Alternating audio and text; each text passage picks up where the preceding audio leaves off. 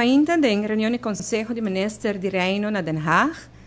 a aprovar a proposição do governo de Aruba para prolongar o término do governador Alfonso Buchholz com término mais. O período lo avance 1 de janeiro de 2023, pero o governo de Aruba, mirando a experiência do senhor Buchholz, mirando o respeito e carinho que ele gosta de ter da comunidade de Aruba, nós fazemos uma apelação para o governador Buchholz para seguir término mais. O governador Buchholz aceitar e agora nós acercar a Holanda com a proposição aqui não,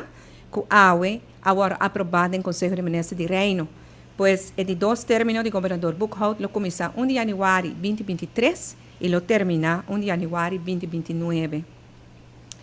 O governo de Aruba está felicitar o senhor Buchholz com a nomeação aqui não, e especialmente de nome do povo de Aruba, que agradecer ao governador Buchholz por sua disponibilidade de seguir servir a comunidade do reino.